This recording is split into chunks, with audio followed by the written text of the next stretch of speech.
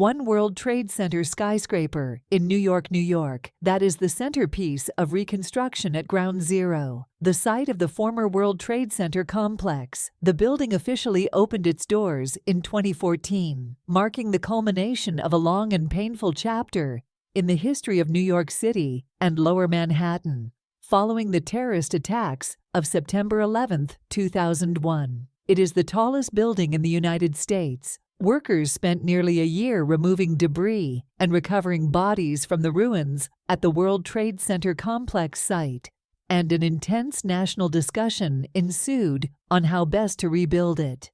An international design competition was launched in 2002, and the following year, the master plan of Daniel Libeskind was announced as the winner. Libeskind's plan combined a glass tower designed to be the tallest in the world, with open memorial gardens that represent the footprints of the two fallen towers. His plan was largely left intact, but commercial and safety concerns ultimately overrode the building design. Still further political and practical considerations influenced the redesign of the tower until all that remained of Libeskind's vision was the overall height of the building, 540 meters, a reference to the year in which the Declaration of Independence was approved by the U.S. Continental Congress. The final design for the building, which was sometimes referred to as the Freedom Tower, was developed by the New York office of the architecture firm of Skidmore, Owings, and Merrill,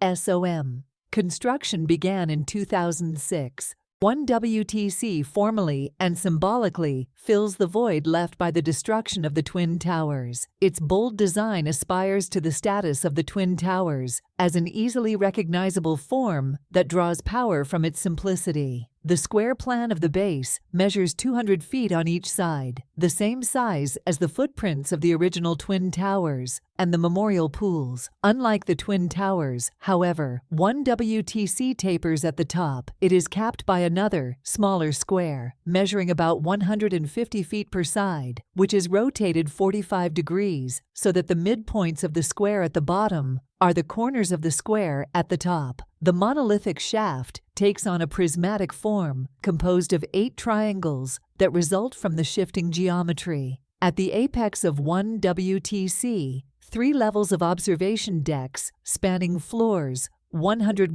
and 2 sit above additional mechanical floors. The 1.8-meter high steel band at the roof has an upper elevation of 417 meters and a lower one of 415 meters, the respective heights of the original Twin Towers. The observatory is crowned by a series of communication platform rings that, together with the 441-foot, 134-meter mast, make up the spire and take the overall height of the building to its iconic 1,776 feet. The spire also makes one WTC the tallest building in the Western Hemisphere, surpassing Chicago's Willis Tower, officially 1,450 feet, 42 meters tall. The architects at SOM, led by Chief Designer David Childs, intended to make the facade as seamless and uniform as possible to create the image of a building that was aspirational rather than defensive. The curtain wall features 1.5-meter wide insulated glass panels that span the full floor-to-floor height with no intermediate mullions, maximizing the visual expanse of the area and access to daylight for occupants within the tower.